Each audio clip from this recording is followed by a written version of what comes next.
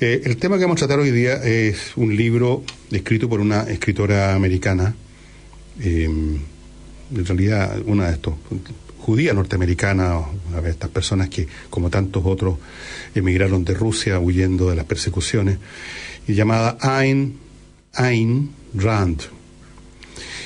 Hablemos un poco de ella. Ayn se llamaba Alisa Sinoyevna Rosenbaum y nació en 1905 y murió en 1982. Se convirtió en una novelista, pero también básicamente una filósofa, una escritora de obras de teatro, incluso escribió libretos para el cine. Yo no he leído todo lo que ella escribió, pero sí el libro más importante, y de eso vamos a hablar, del mensaje que hay adentro. Es un libro que se llama La rebelión de Atlas, en la traducción en español. En inglés es Atlas Shrugged, algo así como Atlas encogido, disminuido, donde desarrolla, la novela le sirve como vehículo para desarrollar un sistema filosófico que ella llamó objetivismo. Esto estamos hablando de los años 50, ¿eh? Este libro se publica en los años 50. Yo personalmente no sé por qué, en qué momento mi madre lo compró. El hecho es que lo leí de adolescente, de los 15 años, me imagino, más o menos por ahí, y me impresionó muchísimo el libro, y me impresionó especialmente una especie de mensaje, podríamos decir, o propuesta filosófico-política que uno de los personajes centrales del libro de La rebelión de Atlas hace, supuestamente en un mensaje radiofónico al mundo.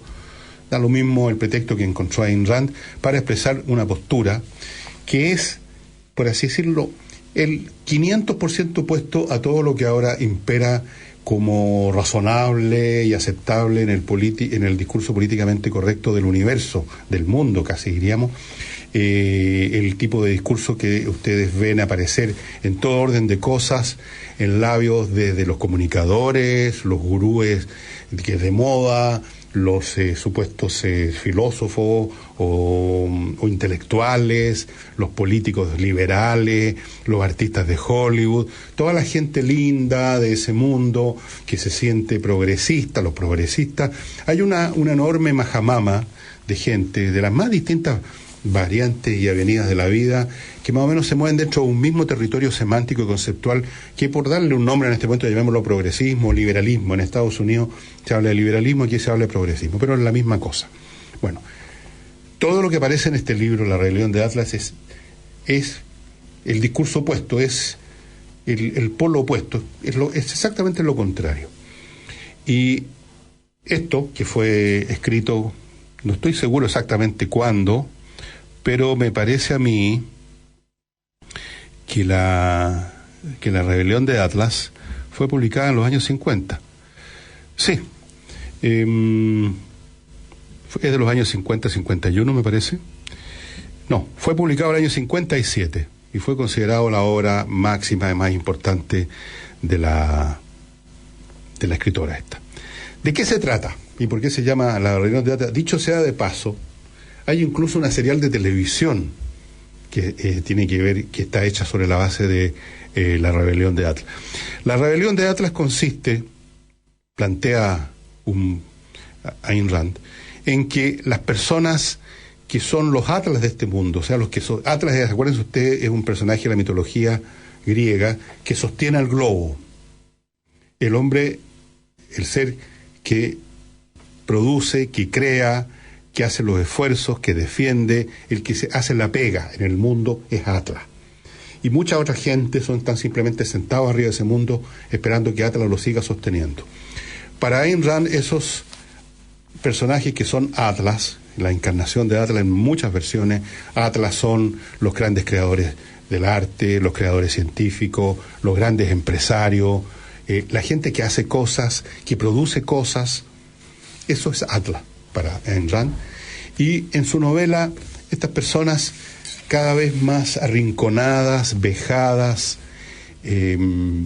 explotadas también por el estado de ánimo de la población. Todo esto es como que se hubiera adelantado 50 años, que los ve con sospecha, con envidia, con molestia, a esta gente que es exitosa, que gana plata, o que son los que están en los focos, digamos, del conocimiento público, las personas exitosas, que siempre han producido en la historia humana, en toda la sociedad, una rabia espantosa.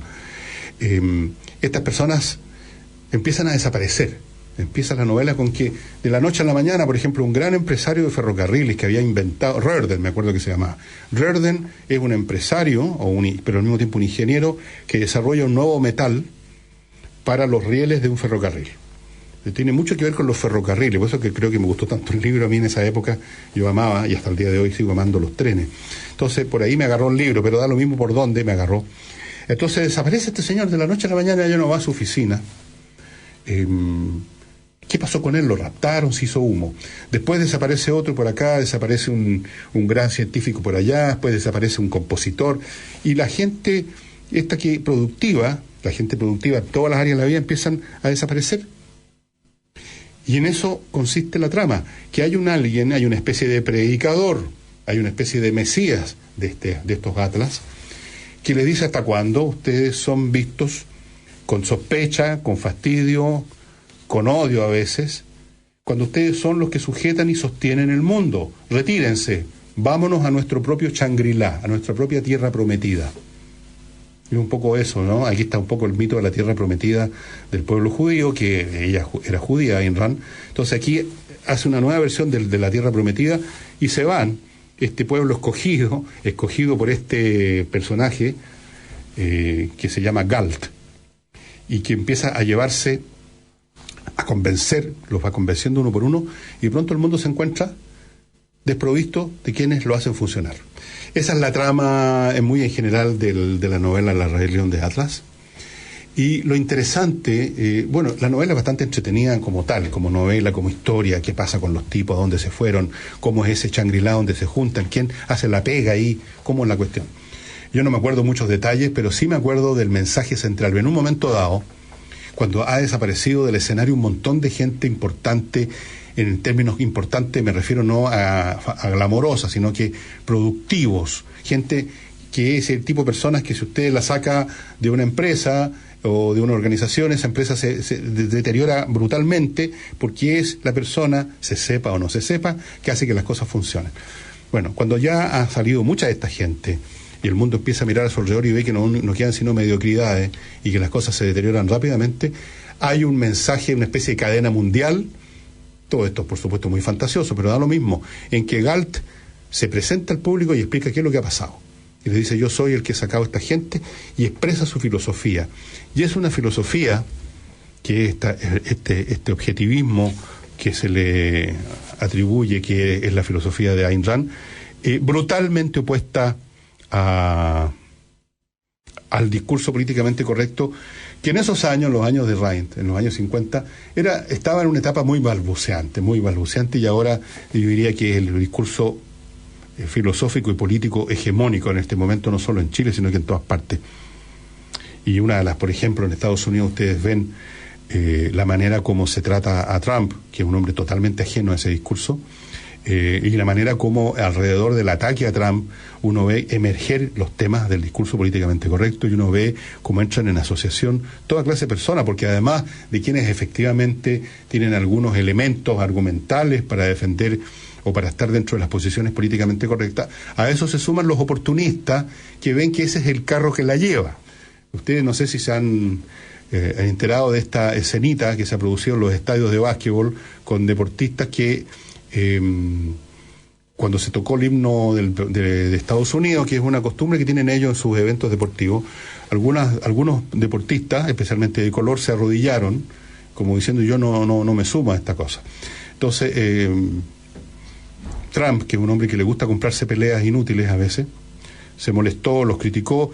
¿Y qué pasó el otro día? Que ahora todos están, por supuesto, con los ojos en blanco, porque es de gratis, no hay ningún castigo, no hay ninguna sanción, no hay nada más rico que subirse a las grandes causas cuando no tienen ningún costo.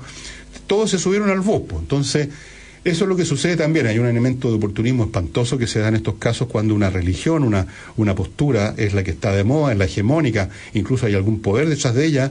Todo el mundo, y esto pasó con el principio del cristianismo, algún día hablaremos de cómo el mundo pagano se empezó a sumar al cristianismo cuando era la única forma de hacer carrera en el Estado ya césaropapista que se estaba instalando en la última etapa del Imperio Romano. Ustedes se preguntarán, bueno, ¿cuál es el elemento central de esta filosofía que ella llamó Ayn Rand objetivista? ¿En qué consiste? El meollo de esa filosofía es el concepto de el interés egoísta o personal racional, que eso es el motor por el cual deben guiarse los seres humanos y no una mirada supuestamente compasiva, pero muchas veces más bien parasítica hacia los demás. Cada cual tiene que buscar racionalmente su interés, y eso por necesidad va a generar una relación racional con los demás. Esto es una especie de variante de lo que podríamos llamar la mano invisible de Anna Smith. Hay varios elementos, por supuesto, de las cuales emerge la filosofía de Ayn Rand, no la inventó de la nada. Es una filosofía que en un momento dado llegó a convertirse en un culto. Alrededor de la figura de Ayn Rand se juntó un montón de gente linda que se juntaba con ella a conversar, y se creó toda una situación más o menos ridícula, como ocurre siempre con los cultos, con los seguidores mirándola como si fuera una persona sagrada, vistiéndose de cierta manera. La Ayn Rand misma empezó a patinar un poco y empezó a disertar hasta cómo tenía que uno peinarse y cosas así. Pero todo eso, digamos, es anecdótico y no va al fondo del asunto en cuanto al valor de esta filosofía. Esta filosofía, llamémosla así, filosofía política, es claramente una filosofía para la gente que precisamente entra en la definición de los personajes que raptaba o que convencía de irse del mundo el señor Galt. O sea, gente que no es la mayoría. Gente que es exitosa y creativa en distintos campos son siempre una minoría muy pequeña. Entonces esta es una filosofía elitista, digámoslo de frentón. Y eso no es malo. Estoy simplemente describiendo quién es el tipo de persona que podrían sentirse interesada. Esta no es una mirada del mundo y de la moral y de la conducta que vaya a interesar a alguien del montón que no le ha ido muy bien en la vida y que anda a 3/4 y un repique. Esa es la verdad. Y estoy seguro que este tipo de filosofía, que fue muy criticada ya en su época por los gurúes liberales, especialmente en la costa este de Estados Unidos, sería hoy en día llamada fascista. Algunos dirían que efectivamente tiene elementos fascistas. Yo no sé exactamente a qué se refieren cuando se imputa fascismo a algo, pero me da la sensación que hoy en día, si yo repitiera en la filosofía que aparece en ese gran discurso de Galt en el libro, donde está explicado página tras página, es prácticamente un pedazo completo el libro, si yo lo hiciera, o alguien lo hiciera, sería considerado una filosofía fascista.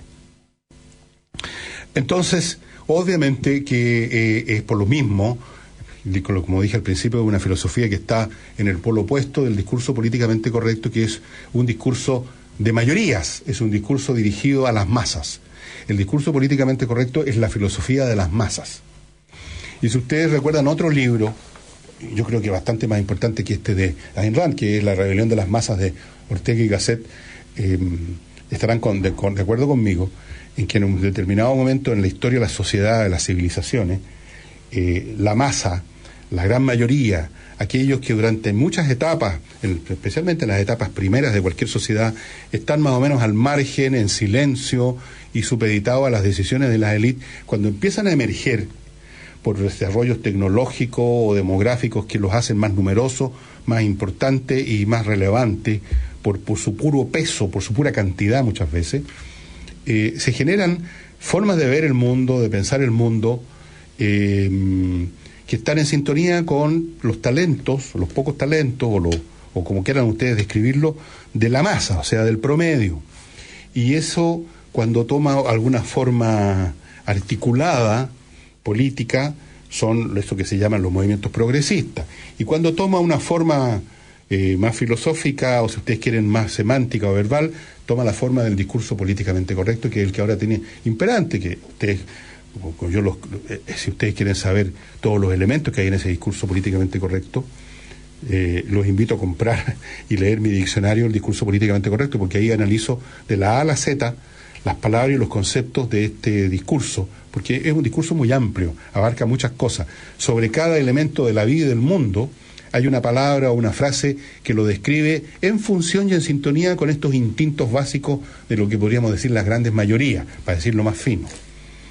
Obviamente entonces que este discurso del señor Galt, en el meollo, en el corazón de la rebelión de Atlas, es lo más fascista que hay, digámoslo así, porque aquí está celebrando, valorando a los tipos más productivos, que son siempre los menos, y está diciendo no solamente que son dignos de ser celebrados, sino que su filosofía, su postura del egoísmo racional, y no tanto discurso sobre la solidaridad y sobre, digamos, entregarse a los demás, que todo eso es falso. Quiero recordarles, miren ustedes cómo se enlaza una cosa con otra. Si ustedes leen a Nietzsche en un libro que se llama Así hablaba Zaratustra, van a encontrar en la misma, o con otro lenguaje, la misma filosofía que exalta la superioridad, la creatividad, el valor, la fuerza, y no la debilidad, la carencia, la pobreza, pobrecito. Ese discurso para Nietzsche era el discurso propio del cristianismo, que fue el discurso políticamente correcto, el equivalente al de hoy, pero de la antigüedad. El discurso de que los pobres valen más que los ricos no van a poder entrar al cielo porque más fácil sería que pasara un camello por el ojo de la aguja. Ustedes recuerdan ese lenguaje. Y que los pobres serán los primeros, los últimos serán los primeros, y que los otros son todos unos carañas. Entonces, Nietzsche encontraba todo eso de lo más decadente, porque decía, y yo estoy con él 100%, que la vida es vitalidad, la vida es por definición fuerza, cosas que crecen, y hay que aplaudir lo que crece y prospera, y no, digamos, ponerse a lloriquear sobre lo que no funciona. ¿Qué quieren que les diga? Así lo veo yo. Entonces, volviendo a Así hablaba Zaratustra, es un libro muy interesante, no es meramente un libro filosófico, es un libro como al estilo de los que escribía Nietzsche, con muchos elementos dramáticos, poéticos incluso, y en su último o penúltimo capítulo, porque él habla del hombre superior, y dice, el último pecado del hombre superior, ¿saben ustedes cuál es? La compasión, que es el corazón, caritas, del credo cristiano. La compasión que debilita, porque hace que el compasivo pierda su propia fuerza, ayudando al que quedó atrás. Ustedes dirán, pero eso es absolutamente inaceptable. Y por supuesto nos parece a muchos, o les parece a ustedes o a bastante inaceptable, porque ya estamos nosotros empapados desde niños en una cultura cristiana, judeo-cristiana, o políticamente correcta, o de izquierda, o como quieran ustedes, por qué lado agarrarla, donde eso es tabú, decir una cosa así, pensar así. Se supone que lo natural, lo humano, es pensar en los desposeídos, en los pobres, en los débiles. Ese es el credo cristiano, ese es el credo de la izquierda. Hay que darle poder a los de abajo, empoderar, hay que pensar en los que están abajo, en los explotados, los que se quedaron atrás, en los desposeídos. Ese es el tipo de postura semántica y política de lo que ahora predomina, y que es tan predominante que ni siquiera lo vemos, que nos parece absolutamente natural. Entonces, esto que venga a decir alguien que la compasión es un pecado, nos parece simplemente una monstruosidad, ¿no es así? Bueno, yo no voy a hacer evaluaciones si me parece bien o no me parece mal, estoy simplemente haciendo un paralelo entre ese libro de Nietzsche, que lo debe haber leído desde luego, la Ayn Rand, y la rebelión de Atlas, y la rebelión de las masas de Ortega y Gasset, y probablemente también podríamos hacer un paralelo con la República de Platón, donde él tenía el mayor desprecio por la democracia, porque le parecía un contrasentido que las decisiones que tienen que tomarse, que tienen que ser tomadas entonces con inteligencia, queden en manos de la masa ignorante. Esa era la mirada de Platón. Platón decía que los filósofos tenían que gobernar el mundo y no simplemente la masa, por el hecho que son más. Así que ustedes ven que hay un cierto hilo conductor de pensadores y de novelistas, si ustedes quieren también, a lo largo de la historia, que es, por así decirlo, el polo opuesto de esta otra línea que también es muy antigua, la línea que mira la compasión, los desposeídos, la solidaridad, y que viene también de muy atrás, viene desde el cristianismo hasta el día de hoy. Ustedes se preguntarán, bueno, ¿qué pasó con esta señora Ayn Rand, alrededor de la cual se formó en Nueva York especialmente un culto de un montón de gente linda? Algunos de ellos son conocidos, ¿eh? Uno de los que andaba siempre con ella era el que fue director del Banco Central de Estados Unidos, que allá no se llama Banco Central, Alan Greenspan, En general estaba muy rodeada de gente de su etnia, de su religión. No era religiosa ella. Ya, ¿qué pasó con ella?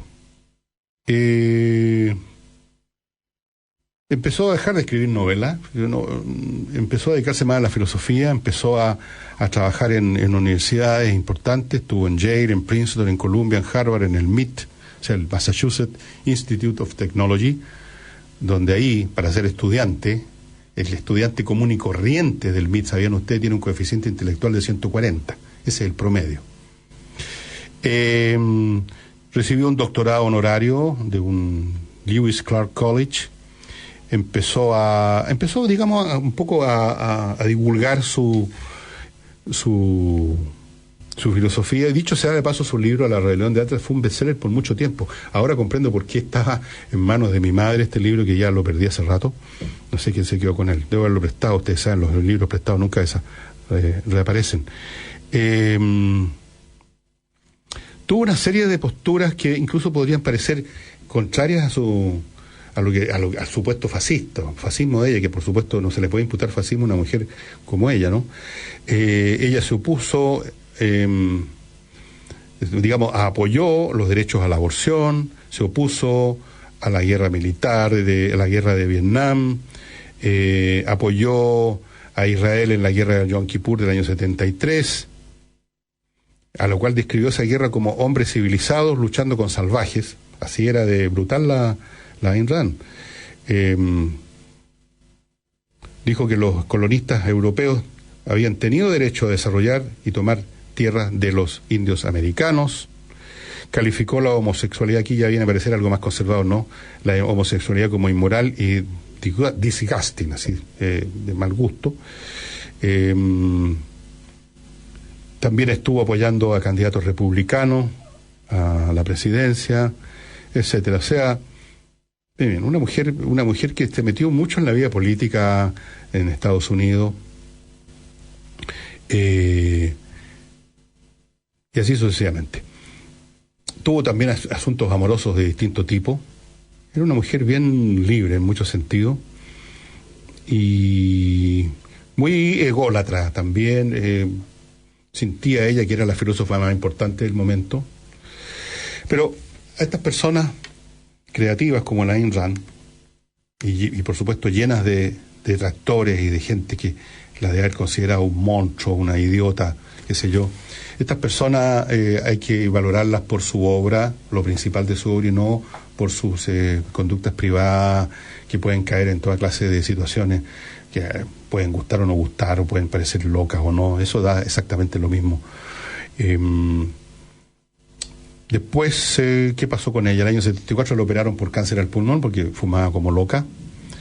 Y bueno, se murió en 1982 de una falla cardíaca, etcétera. Y lo que yo les quiero decir es que vale la pena leer este libro de Ayn Rand. Incluso si hay algunos de ustedes, auditores de este programa, que más o menos están en el territorio del discurso políticamente correcto, que son gente que se llaman progresistas, los invito a que conozcan el pensamiento opuesto al suyo, a este progresismo. Aunque a pesar de que esto de progresismo es una palabra muy relativa, porque yo podría decir de que lo progresista es la postura de la Ayn Rand y que la postura del progresismo es lo más reaccionario que hay, porque mira hacia atrás, mira hacia lo débil, mira hacia lo gastado, mira hacia el pasado, mira hacia posturas de filósofos del año ñauca. Pero, en fin, cada cual se pone el nombre que quiera. De las demás obras de Ayn Rand no voy a hablar nada porque son de mucha menos importancia. Y lo único que también les quiero agregar es que esta línea de pensamiento no hace otra cosa que aparecer y reaparecer una y otra vez en la historia humana, en la historia del pensamiento humano, en las más distintas encarnaciones. Esta fue una encarnación bien curiosa, pero como digo, yo estoy seguro que Ayn Rand se alimentó de Nietzsche, se alimentó de Ortega y Gasset, se alimentó de Platón, se alimentó incluso de las posturas paganas, que no eran necesariamente filosóficas. Seguramente se alimentó del estoicismo, que habla mucho del deber, o sea, de lo que tiene que hacer. Se alimentó de la postura incluso que no es filosófica, sino que es casi visceral de las clases nobles de la Europa medieval y posterior, que eran personas que tenían un código de conducta basado en una frase en francés, 2 palabras: nobleza obliga, nobleza obliga. Decía, uno hace ciertas cosas porque es lo que eres, y no por amor a los demás, ni por compasión al fulano, sino que porque ese es mi deber. Es una concepción bien estoica, bien dura de la vida, en el fondo esa, y por lo mismo nunca ha sido popular. Nunca fue popular Platón, nunca fue popular Nietzsche, y Ayn Rand fue popular porque su novela era entretenida, pero su postura, yo estoy seguro que cuando muchos lectores llegaron a la parte en que este señor Galt, que ha convencido a los hombres creativos a retirarse a este lugar secreto en medio de las montañas, cuando llegan a la parte en que Galt se dirige al mundo y les dice en su cara que ustedes son todos unos mediocres, que quieren simplemente ser parásitos de los tipos productivos, y que para eso se inventan una filosofía y un discurso amoroso, cristiano, que habla de caridad, que habla de esto, lo demás allá. Cuando ustedes llegan a esa parte, estoy seguro que muchos le van a venir arcadas, porque, como les digo, va contra todo lo que hoy es considerado como ya aprobado, demostrado y axiomático en el mundo. Y quiero contarles que en muchos momentos en la historia del pensamiento humano y de las posturas emocionales, religiosas y doctrinarias que en algún momento han imperado, como fue en su momento el cristianismo, que era hegemónico en Europa, también han parecido que eran intocables, intratables, que simplemente se había llegado ya a la solución de todos los problemas, que ya no había nada más que agregar sobre ese punto. Pero no es así, no es así. Casi me atrevería a postular de que entre estas dos líneas de pensamiento corresponden a los dos polos extremos de posturas de la vida y que están en permanente conflicto a lo largo de la historia humana, con una prevalencia de una de esas posturas cuando las sociedades son dirigidas por las élites y las masas no tienen arte ni parte, y con una prevalencia del discurso, llamémoslo progresista, por darle un nombre, o populista, o izquierdista, o como quieran, cuando son las masas las que la llevan en un momento dado, cuando emergen las masas. Pero cuando vuelven a emerger, por razones que sean, vuelve a generarse una élite que lo tiene todo, que lo manda todo, vuelve a cambiar este sentimiento de la vida y se hace completamente diferente. Yo creo que los interesados en esta materia, que quieran ver qué pasa en una sociedad cuando predomina un sistema de ideas determinado, pueden leer otro libro que les recomiendo, que se llama El otoño de la Edad Media, de Huizinga. Se escribe Huizinga, Huizinga. Y son momentos, entre paréntesis, los momentos históricos en que predomina una doctrina de forma aplastante y hegemónica, son momentos muy, muy desagradables y asfixiantes para las personas que usan la cabeza, porque no hay manera de escapar de esa jaula. En la Edad Media, si uno tenía un pensamiento no cristiano, lo podían llevar a la pira. En la Unión Soviética, si uno no repetía todas las monsergas del Partido Comunista o del líder, también corría riesgo. Ahora en Corea del Norte, si uno no sigue los lineamientos del, ¿cómo lo llaman?, el líder supremo, a este enano gordo y grasoso que pone en peligro a su propio pueblo, porque si entra en guerra con Estados Unidos, está claro que con Norcorea va a desaparecer del mapa. Bueno, él es el líder supremo. Cuando él llora, todos lloran. Cuando él camina, todos caminan. Cuando él está alegre, todo. Ustedes han visto los documentales, ¿no? Han visto las noticias cuando aparece este Kim Jong-un y los generales que lo rodean, que están siempre con una libretita anotando todo lo que él dice. Fíjense si es increíble. Y entonces, cuando él está contento porque lograron hacer despegar uno de sus misiles, los viejitos saltando, haciendo un show de alegría. Porque si alguno está saltando menos que los otros, va a entrar al territorio de la sospecha, y eso puede significar que lo amarren a la boca de un cañón antiaéreo y lo pulvericen. Estos que son periodos muy jodidos cuando imperan estos discursos hegemónicos, como muy bien lo sabemos en Chile, en este momento, que si usted se escapa 1 centímetro de la línea, no voy a decir de pensamiento, de balbuceos imperantes, usted se convierte automáticamente ¿en qué? En un fascista reaccionario.